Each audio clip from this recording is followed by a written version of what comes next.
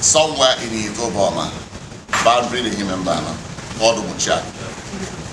What the solar power plants are intended for is to go to those areas that don't have electricity, that are close to agric areas, and then power them with lights.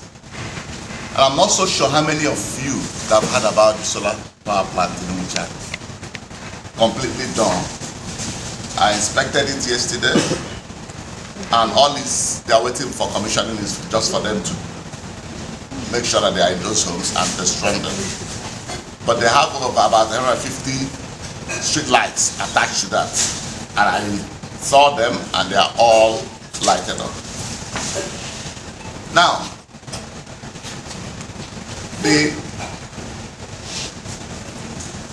you talk about federal roads, I've never seen a time when, because the major federal road we have that crosses Okigwe is the express from Enugu to Port Harcourt.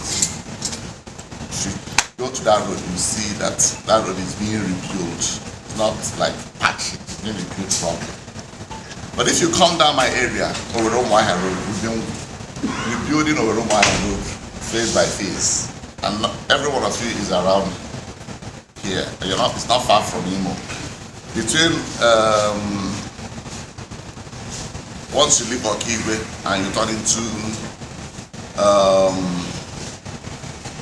Osu area, there was a very terrible bridge issue that had been taken care of. You come to Oriago area, come to Ishimweke, not too long ago, you can't pass Ishimweke.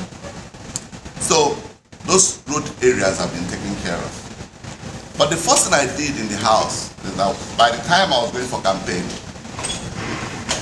my people of Okigwe, especially Okigwe local government, said to me, if you can fix our light problem, then you've done everything for us.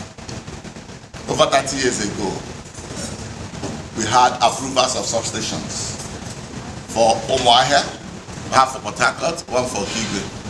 These other two, that's electricity is working, but back to Okigwe, we're still battling with that substation issue.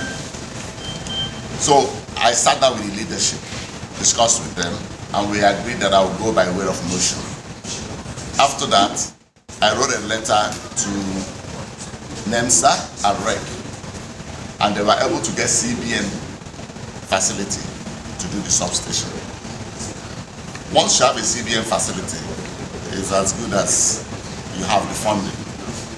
And that is why that substation is being attacked right now. And I believe that by the time you know it, you would have been over with that challenge. I believe that as a legislator, you need to make sure that you balance, make sure that you balance the work of having bills in your name, doing the appropriation, and doing the oversight.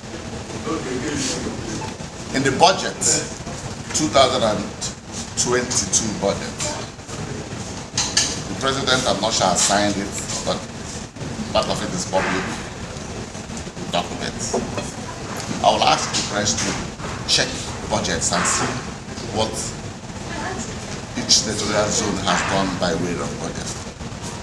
But what we try to do this period is to make sure that the things that we are interested in will be things that are actually going to be funded.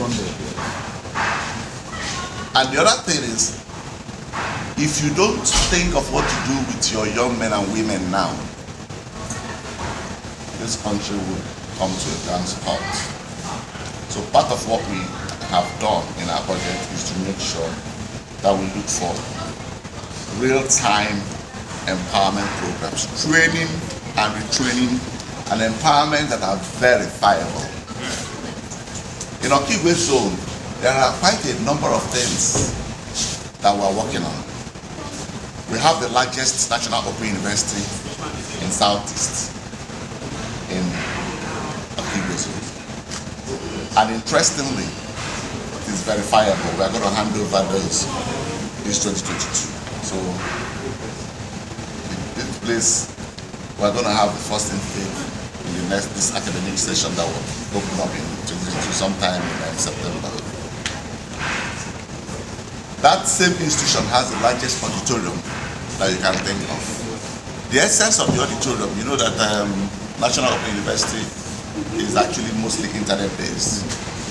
And the world is just going on, making sure that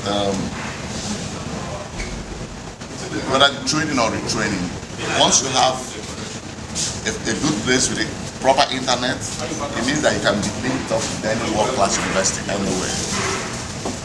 Besides that auditorium and the academic block, we also have an incubation center. That incubation center is also the largest incubation center now that you can see in Imo. You can check. It's under construction. They are doing roofing, and we believe that by the time they open in September, that incubation center will be re-rolled into what they are doing as well.